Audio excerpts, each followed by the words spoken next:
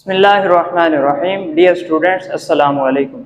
मेरा नाम मोहम्मद कासिम है और आज हमने 9th क्लास के फिज़िक्स के चैप्टर 1 से स्टार्ट करना है। चैप्टर 1 हमारा है physical quantities and it's measurement. इस चैप्टर में बेसिकली हम फर्स्ट डेफिनेशन देखेंगे, साइंस की डेफिनेशन है, फिजिक्स की डेफिनेशन, देन बेसिक जो कॉन्सेप्ट्स हैं फिजिक्स के वो हमने उसको स्टडी करना है। फॉर एग्जांपल बेसिक यूनिट्स और ड्राइव्ड यूनिट्स के बारे में हम कॉन्सेप्ट पढ़ेंगे। इसके बाद सिस्टम इंटरनेशनल के बारे में कुछ कॉन्सेप्ट्स हैं, फिर आगे प्रीफिक्सेस को डिफाइन करेंगे और लास्ट में कुछ मेजरिंग इंस्ट्रूमेंट के बारे में हमने स्टडी करना है। Let's start. हम स्टार्ट करते हैं साइंस की डेफिनेशन से। हम नॉलेज दो तरह से हासिल करते हैं, इल्म को दो तरह से हासिल किया जा सकता है। फर्स्ट है बाय ऑब्जर्वेशन, जो हम देखते हैं सुनते हैं, इसको हम कहते हैं ऑब्जर्वेशन। और सेकंड हमारा है एक्सपेरिमेंटली, जो हम लेबॉर्ट्री में कोई एक्सपेरिमेंट करते हैं और उससे हमें नॉलेज हासिल होता है। ये दो तरीकों से हम नॉलेज हासिल करते हैं। 18वीं सदी से पहले जो तमाम उलूम थे उनको हम सिर्फ एक ही सब्जेक्ट में पढ़ते थे और इसको हम कहते थे नेचुरल फिलॉसफी। हम स्टार्ट करते हैं साइंस से। साइंस को हमने डिफाइन करते हैं, the knowledge gained through the observation and experiment is called science. अब ये जो लफ्ज साइंस है ये लातीनी जुबान है। लातीनी जुबान साइंटा, साइंटी का मतलब है नॉलेज, यानी लातीनी जुबान में जो इल्म के लिए लफ्ज इस्तेमाल किया जाता है उसको साइंटा कहा गया है और इसी को हम आज इस्तेमाल करते हैं तमाम उलूम पे रिप्रेजेंट करने के लिए। आगे साइंस की डिफरेंट ब्रांचेज हैं। फिजिक्स एक बहुत ही इम्पोर्टेंट ब्रांच है जिसमें हम दो चीज़ों को स्टडी करते हैं, मैटर और एनर्जी के इंटरेक्शन को। आइंस्टाइन ने यह प्रिडिक्ट किया था कि हम बहुत थोड़े मैथ से बहुत ज़्यादा एनर्जी हासिल कर सकते हैं। आइंस्टाइन की इक्वेशन, जिन्हें हम आइंस्टाइन मैथ एनर्जी इक्वेशन कहते हैं, इज इक्वल टू mc²। इस इक्वेशन के जरिए हमें यह मालूम पड़ता है कि एक बहुत थोड़ी अमाउंट ऑफ मैथ से हम बहुत ज़्यादा एनर्जी हासिल कर सकते हैं। यहाँ पर जो E है ये एनर्जी को रिप्रेजेंट कर रहा है, M मैथ को, और जब ये मैथ c² से यानी स्पीड ऑफ लाइट से मल्टीप्लाई होता है तो हमें पता चलता है कि बहुत थोड़ी अमाउंट मैथ की हमें बहुत ज़्यादा एनर्जी देती है।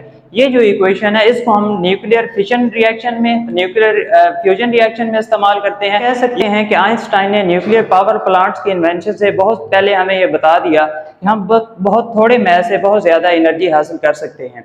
आगे हम फिजिक्स के बारे में यहाँ पे पढ़ते हैं। Physics is the study of matter and energy and there interaction. अब यहाँ पर एक और बात मैं बताता चलूँ कि हम एनर्जी को एक फॉर्म से दूसरी फॉर्म में कन्वर्ट कर सकते हैं और इसको हम फिजिक्स में बहुत बेहतरीन अंदाज में स्टडी करते हैं। फॉर एग्जांपल फॉसल फ्यूल्स में केमिकल एनर्जी होती है। केमिकल एनर्जी को हम पावर प्लांट्स में इस्तेमाल करके इलेक्ट्रिसिटी जनरेट करते हैं। इलेक्ट्रिसिटी से हम डिफरेंट मशीन चलाते हैं, डिवाइसेस चलाते हैं, मिसाल के तौर पर फैन। तो इलेक्ट्रिसिटी से जो हम एनर्जी हासिल कर रहे हैं ये हम मैकेनिकल फॉर्म में हासिल कर रहे हैं। तो हम कह सकते हैं कि जो इंटरेक्शन बिटवीन एनर्जी है इसको हम फिजिक्स में स्टडी करते हैं। आगे बहुत सारी एडवांटेजेस हैं साइंस की और बहुत सारी डिसएडवांटेजेस हैं। एडवांटेजेस ऐसे हैं कि साइंस ने और फिजिक्स की इन्वेंशन ने हमारी लाइफ को बहुत आसान बना दिया है। मिसाल के तौर पर रेफ्रिजरेटर हैं, हम इससे ठंडा पानी हासिल कर सकते हैं। फैंस हैं, गर्मियों में हमारे काम आते हैं हवा के लिए। इसके अलावा एसीज हैं जिनको हम कमरों को ठंडा करने के लिए इस्तेमाल करते हैं। और बहुत सी इन्वेंशंस हैं जिनको हम डेली लाइफ में इस्तेमाल करके अपनी ज़िंदगी को आसान बना रहे हैं। बेसिक जो बहुत बड़ी इन्वेंशंस हैं इनमें एक वन है, फर्स्ट वन, जिसको हम कहते हैं इलेक्ट्रिसिटी। इलेक्ट्रिसिटी अब इस हमारे तमाम माहौल का हिस्सा बन चुकी है। इसके बगैर अब जिंदगी का तस्वुर मुश्किल है।